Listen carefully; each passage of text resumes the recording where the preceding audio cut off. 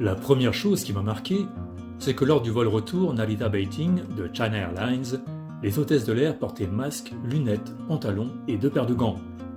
Durant le vol de 4 heures, elles sont passées relever la température des passagers au niveau du front pour s'assurer que tout le monde allait bien. La plupart étaient des Chinois retournant au pays, et ils portaient également masques, lunettes et gants. Certains étaient même vêtus de combinaisons intégrales de protection. Dans l'avion, chacun était concentré sur son film, ou dormait. Une certaine appréhension planait dans l'air, mais aussi un certain enthousiasme à la perspective d'atterrir prochainement en lieu sûr. À l'atterrissage à l'aéroport de la capitale, le commandant de bord nous a informé qu'en attendant l'arrivée d'une équipe d'inspection, les passagers étaient priés d'attendre 1 heure dans l'avion. Parole tenue, 1 heure plus tard, par petits groupes, nous sommes descendus et entrés dans l'aéroport.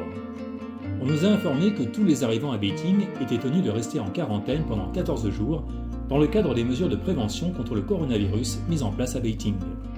Dans l'aéroport, tout le personnel était habillé de combinaisons intégrales de protection blanche avec masques, lunettes et gants jetables. La scène semblait tirée d'un film de science-fiction. Et c'était pourtant la réalité, celle d'une situation qui nécessite des mesures de protection et prévention drastiques pour être efficaces.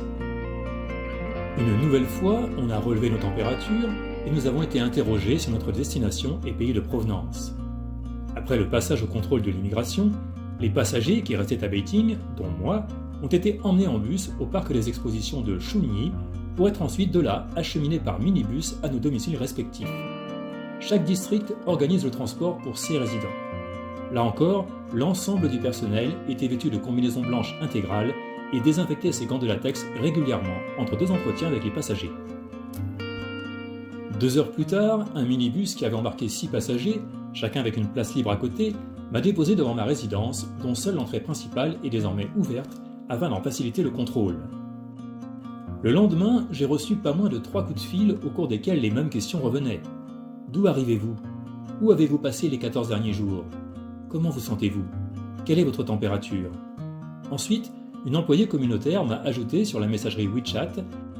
Elle m'a dit aussi qu'elle se chargerait de livrer devant ma porte la nourriture qu'on peut commander en ligne sur l'application Dingdong, l'équivalent chinois d'Amazon, ou l'application Meituan. Il faut dire que le service de livraison à domicile en Chine est extrêmement bien développé, organisé et rapide. En ces temps où beaucoup d'habitants de la capitale préfèrent rester chez eux par précaution, il n'a jamais été aussi efficace.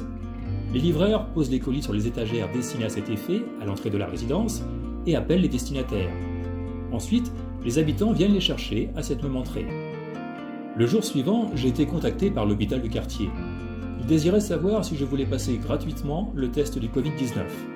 J'ai accepté, et le lendemain matin, à 8 h, vêtue de sa combinaison blanche, son masque, ses lunettes et ses gants, une doctoresse est venue me faire 2 prélèvements au niveau du nez et de la gorge sur mon palier, tandis que j'étais assis sur une chaise.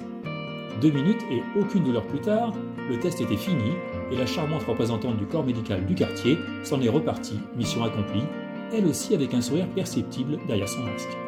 Un peu de chaleur humaine, par ces temps de stress, c'est toujours agréable. Il me restait 11 jours à passer dans mon studio, en télétravail 5 jours par semaine, et le reste du temps à cuisiner, lire, faire un peu de guitare et régulièrement du sport. Il m'a semblé important de garder un rythme dans la journée, avec des activités précises à une heure donnée, pour garder un mental positif malgré le confinement. Le 15e jour, ma quarantaine absolue s'est enfin achevée. L'employé communautaire, avec qui j'étais en liaison depuis le premier jour de mon confinement, m'a alors indiqué par WeChat l'adresse du bureau où je devais aller récupérer mon laissez-passer pour sortir et entrer dans la résidence.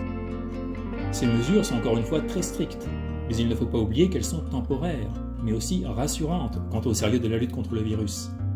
La situation ne l'exige-t-elle pas? Au grand mot, les grands remèdes. Depuis la fin de mon confinement, je constate que les rues de Beijing ont retrouvé leur animation. Les terrasses de café sont de nouveau fréquentées et les clients respectent la distanciation sociale de 1 mètre. Beaucoup portent encore masques et lunettes, on va dire que c'est la mode du moment. Aucun nouveau cas de contamination n'ayant été déclaré ces derniers jours dans la capitale chinoise, on peut dire que les mesures de prévention prises ici se sont avérées très efficaces.